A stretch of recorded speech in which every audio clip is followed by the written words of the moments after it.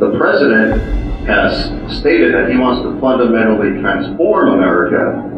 And right now it looks like, and there's a lot of concerns, not just me, there's a lot of concerns that everything that veterans fought for, including your father, is really not the direction that we're going in. We're not preserving the Constitution. We're actually transforming, fundamentally, to use his words, transforming America into a socialist state. The question is, I believe the U.S. Senate is the single most powerful of the two houses in Congress to balance the power of the executive.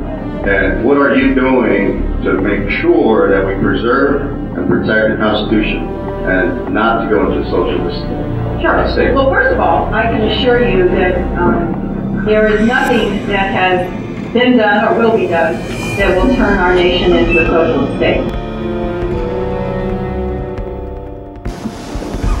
The market will take care of everything, they tell us. If we just cut more regulations and cut more taxes, especially for the wealthy, our economy will grow stronger. But here's the problem. It doesn't work. It has never worked.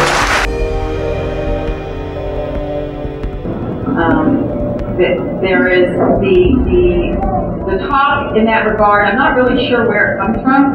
I can assure you the president never said that. And anybody who says the president said that is not telling the truth. Well, he wants to fundamentally transform America. What's that mean? Well, but he wants to make sure, I don't think he said he wanted to fundamentally transform America. We are 5 days away from fundamentally transforming the United States of America.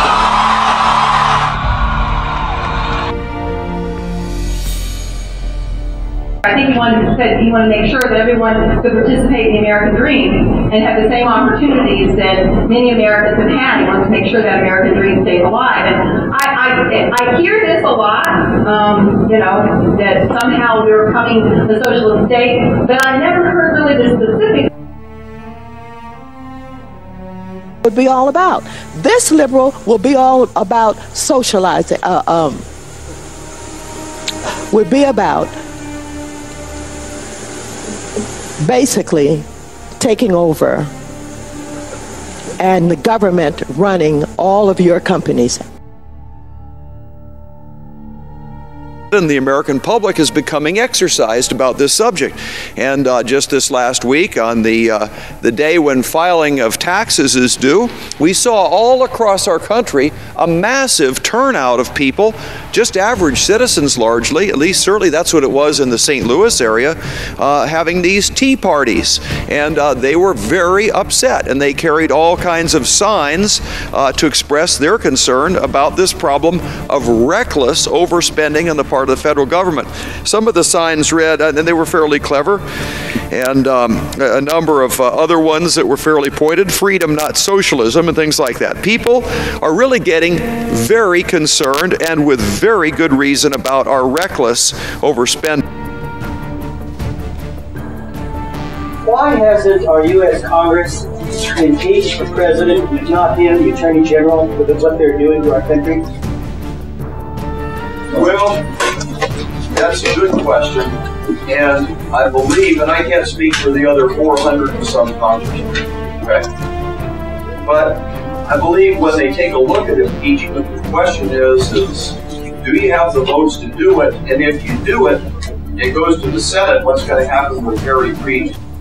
And I think that the thought was, and it's not necessarily, some of these are tactical questions as what's the right way to do these things. I think some of the thought was, he's coming up at this point for election, and the best place to impeach him is at the ballot box. So I think that's the thought, because you're never going to get something through the Senate. That doesn't mean that at a certain point you just say, enough, I don't care about the Senate. Duty calls us to just get up and just impeach this guy. And maybe he's not quite gotten to the point where you've got the Republican, basically all the Republican bloc has not quite had enough for him to do, okay? But one of the things he's done, he ignores the Constitution, he ignores the laws, He wants to impose all of the czars. He enforces the train wreck of the economy, which he's causing with trillion-dollar plus deficits every year to go along. I mean, this guy is really, talk about over the top. He is a complete menace to our civilization. And but the question is, what's the best way to get rid of him? I think probably in the ballot box next election. We need to get that done.